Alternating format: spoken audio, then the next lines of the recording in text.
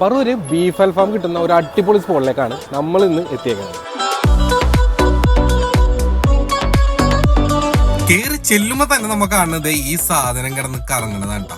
അത്യാവശ്യം അടിപൊളി parking area തന്നെ ഇവർ പ്രൊവൈഡ് ചെയ്തിട്ടുണ്ട്. നമ്മൾ കയറി ഫസ്റ്റ് പറഞ്ഞത് നിലമ്പൂർ മന്തിയാണ്. നല്ല കിട്ടിലൻ മീറ്റ് തന്നെയാണ് ഇതിന്റെ പ്രത്യേകത. നല്ല സോഫ്റ്റ് ആയിരുന്നു, നല്ല അടിപൊളി കിട്ടിലൻ റൈസ് ഇവർ ഇതിന്റെ ഒപ്പം പ്രൊവൈഡ് ചെയ്തിട്ടുണ്ട് കേട്ടോ. ആദ്യമായിട്ടാണ് പറവൂരിൽ ഈ ഒരു സ്പൈസി മന്തി ഞാൻ കഴിക്കുന്നത്.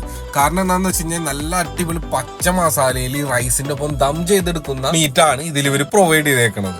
നല്ല കിട്ടിലൻ ടേസ്റ്റ് ആയിരുന്നു അത് റൈസിന്റെ ഒപ്പം മിക്സ് ചെയ്ത് കഴിക്കാനായിട്ട്. പിന്നെ കഴിച്ചത് പറൂര് എങ്ങും തന്നെ കിട്ടാത്ത ബീഫ് അൽഫാം മന്തി ആയിരുന്നു. അത് ബീഫ് അൽഫാമായിട്ട് വേണമെങ്കിൽ കഴിക്കാം, ഇനി അതല്ലെങ്കിൽ മന്തി വേണമെങ്കിൽ മന്തിയും കഴിക്കാം. നല്ല അടിപൊളി ബീഫ് തന്നെയാണ് ഇവർ ഇതിന്റെ പ്രൊവൈഡ് ചെയ്തേക്കണേന്ന് കണ്ണും പൂട്ടി പറയാം. പിന്നെ നമ്മൾ പറഞ്ഞത് നരകത്തിലെ കോഴി എന്ന് പറയുന്ന നമ്മുടെ ഷവായ് ചിക്കനാണ്. ആ ചിക്കന്റെ വലിപ്പം കണ്ടോ, ഭയങ്കര വലിയ ക്വാണ്ടിറ്റി